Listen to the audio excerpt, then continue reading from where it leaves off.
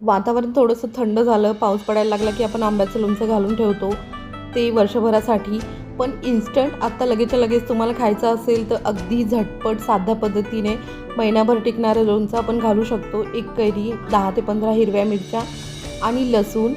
आता कैरीचे 2 काप करून घ्या आणि कैरी बारीक कट करून घ्या. तुम्ही हवे तसे कैरीचे काप करू शकता. कैरी हवं तर तुम्ही किसून घ्या किंवा छोटे छोटे बारीक फोडी करून घ्या. हे अगदी झटपट बनतं. रोजच्या जेवणासोबत तोंडी लावण्यासाठी किंवा वरण भातासोबत खाण्यासाठी. हे पहा, मी चॉपरनी कट करून घेते आहे. तुम्ही हवं तर बारीक फोडी करून घ्या किंवा किसून घेतलं तरी अगदी छान लागतं. हिरवी मिरची आणि लसूण यालाही बारीक कट करून घ्यायचं आहे.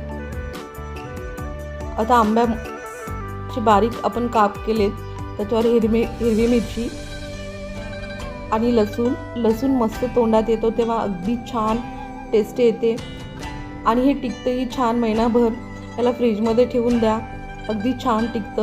आता आपण याच्यासाठी मसाला करून घेऊया. 1 चमचाभर मी मेथी, 1 चमचाभर जिरं आणि 1 चमचाभर धने घेतलेत. धने थोडेसे जास्त घेतले.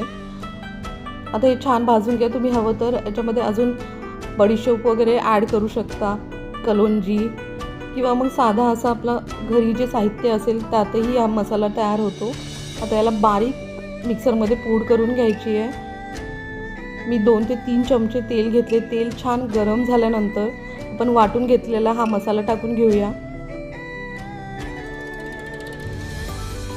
आणि अर्धा चमचा किंवा 1 चमचाभर काश्मीरी लाल मिरची. आपण हिरवी मिरची वापरली आहे त्यानुसार तुम्ही काश्मीरी लाल मिरची वापरली म्हणजे ती तिखट नसते.